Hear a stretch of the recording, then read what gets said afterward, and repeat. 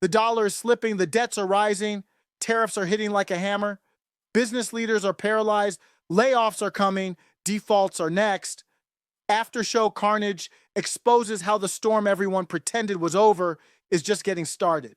But when that happens as they think it does, then you'll see the hyperinflation that they've been expecting. Right. It's to the ultimate pain of all of us. I mean, it's not something I wish. I don't want to sit here on the ruins of civilization as the last fires are burning amongst the ruins and say, "I told you so." Yeah. With my last breath as I keel over. No, that's not what I want. Right. But anyways, it looks like maybe that's not happening. So one day he's criticizing Powell, not just criticizing, but the character assassinating, throwing him under the bus. The next day, well, no, it's all off. We'll keep Powell.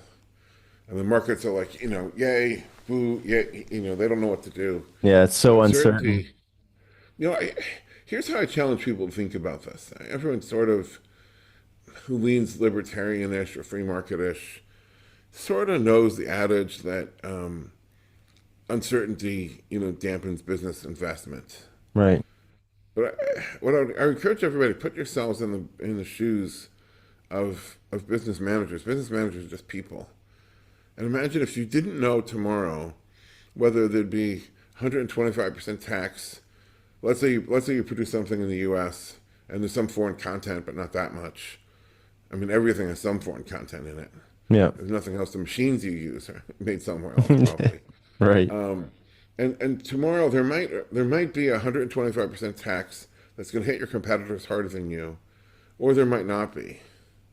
Yeah, it's just all over the place. It's so So it's would crazy. you put $1 million of your own life savings into an investment that, oh, by the way, you're looking at a year and a half before the new factory is really online, and probably a 5 to 10 year period before you actually get return on simple return on investment where you pay back your investment. So on that time horizon, would you make an investment if you didn't know whether there'd be a tariff or not, in the near term, No, it's crazy. and whether or not we would have a very permissive Fed or not, what the interest rates would be? I mean, you're just going to be paralyzed because if you have cash, in an environment like this, cash is precious. Ironically, cash isn't trash. Cash is king. Right. You might have assets you can pick up for dirt cheap, and you want to keep as much dry powder available for that as possible. Or you might not. And it really depends on so many factors.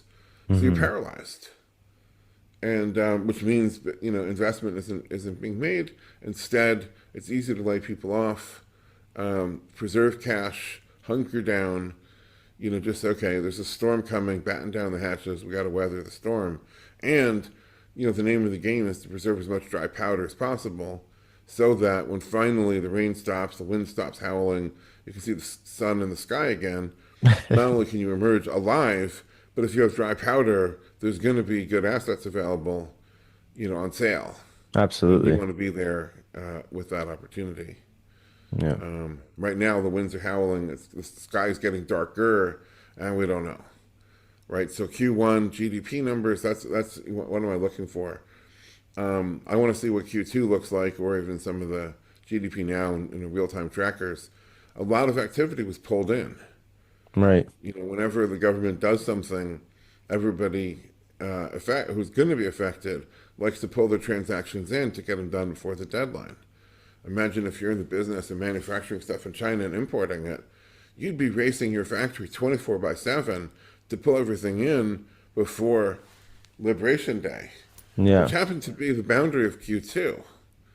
So Q1 numbers, anybody who smugly says, no, it's fine, look at March GDP, it's fine to flat, it's up, it's whatever, Yeah, sure. you wait till Q2, then you'll see the real numbers. Right, which has two problems. One is whenever you pull forward demand, after that, you have a period of slack demand to begin with. And then with tariffs, I mean, I don't know how much business out of China is going to be reduced because of the tariffs, but the tariffs are massive.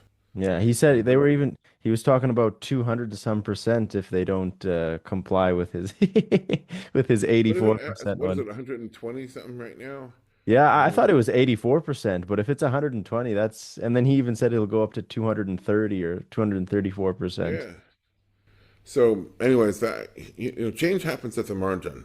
It's always easy. You always see whenever it becomes political that people make arguments that, oh, come on, that only adds $1 in cost to something. Okay, you're looking at the non-marginal product being sold to the non-marginal customer and saying that's not going to stop that trade. You're right, it isn't. Right. Change occurs at the margin, but the bigger the move in, let's say policy in this case, the bigger the margin. I mean, you're not moving from here to here, you're moving from here to here. Yeah. There's a lot of stuff that's suddenly been rendered submarginal Right. as a result of 120% tariff, and we'll see exactly what the impact of that is, as it plays out. And my concern would be you get layoffs, right? So for every industry protected, let's say steel, there's, let's say there's 10,000 jobs that you think you can save in steel. And I'm making up the numbers. I don't know if that's right. Right. It seems probably roughly right order of magnitude in the American steel industry. 10,000, yeah, maybe it's a few tens of thousands. Right. But how many jobs are there in auto making, truck making, ship making, airplane making, construction materials making, Yeah. appliances? I mean, these are industries that use a lot of steel, and if you're driving up their cost, the customer is going to buy less, and a lot of the stuff is produced for export. So it makes those companies less competitive. American factories have to shut down. Ironically, the Chinese factories are going to get more business selling to Europe, more business selling to Asia, more business selling to the Middle East, and American companies will be priced out of it if American companies have to pay a tariff on their inputs. Yeah, and that's not good And, at all. German companies don't, and, South Korean companies don't, et cetera. So look for unemployment, look for GDP numbers, and then look for rising defaults on loans and bonds of all stripes.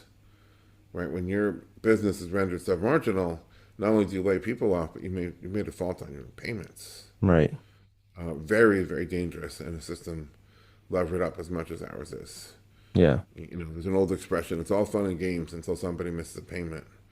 Remember, as a kid, was there anybody's mom? There was always one in every neighborhood. Boys, it's all fun and games until somebody puts out an eye. Oh Because yeah. you're playing pirates with, stabbing each other with sticks or whatever, right?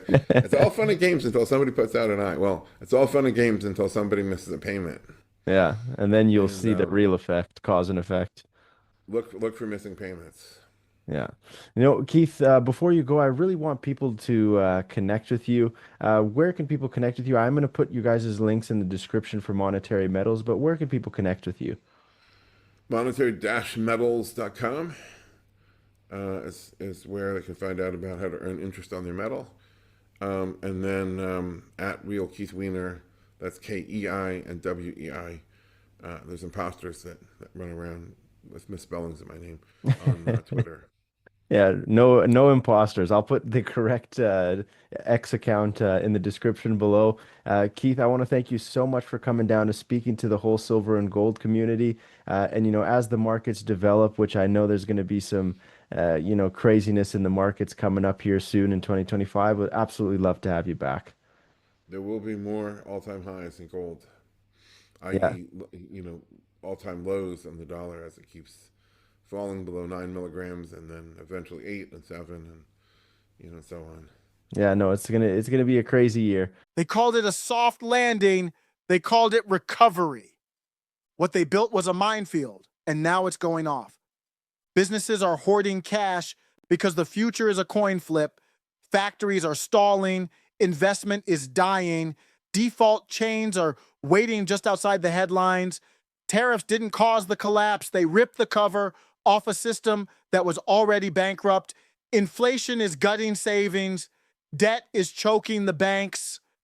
When the payments stop, there is no negotiation. Collapse comes like gravity. Aftershow Carnage will be here to document every fall.